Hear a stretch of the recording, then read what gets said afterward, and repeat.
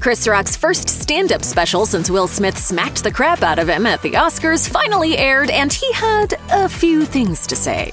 The comedian made headlines when he announced that he would be performing his brand new special, Selective Outrage, live on Netflix, a first for the streaming giant. To celebrate the occasion, Netflix tapped a slew of comedians for a live pre- and post-show. Some of the heavy hitters brought in to comment on Rock's special included SNL alum Leslie Jones, Coming to America star Arsenio Hall, and the master of disguise himself, Dana Carvey. Selective Outrage marked Rock's first special since 2018's Tambourine, which was directed by fellow comedian Bo Burnham. After spending most of the special railing against expensive yoga pants and his own daughters, Rock finally addressed the elephant in the room, or the slap heard round the world. Last year at the Academy Awards, when Rock referred to Jada Pinkett Smith, who due to her struggles with alopecia is bald, as G.I. Jane, Smith stormed the stage in one of the ceremony's weirdest moments in its history and slapped Chris Rock right across the face. That slap immediately became infamous, going down in Oscar history, and until now, Rock hasn't really talked about it.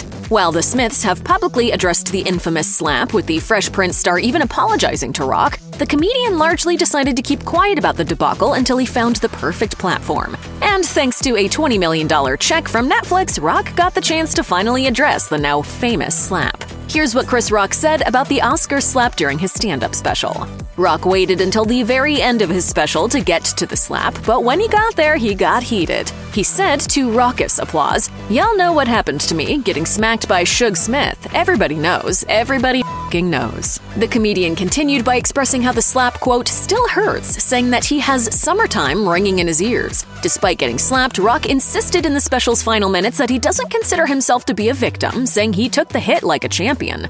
Rock repeated twice, "I took that hit like Manny Pacquiao, mother."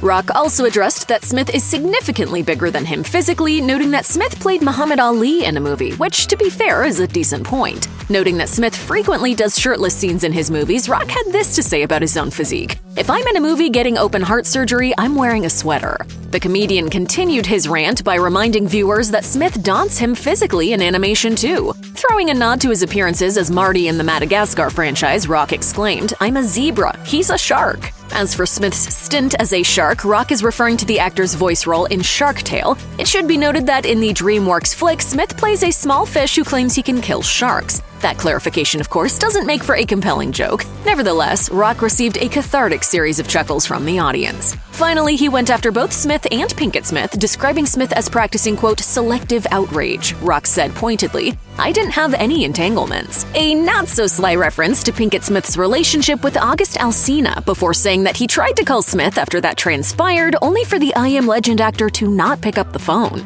After calling out Smith's behavior, Rock then turned to Pinkett Smith. The comedian recounted how Pinkett Smith insisted that he quit his gig as the host of the 2016 Oscars because Will Smith wasn't nominated for his role in Concussion. He said, "She said he should quit because Will didn't get nominated for Concussion. So then I do some jokes about her, who gives a she starts it, I finish it."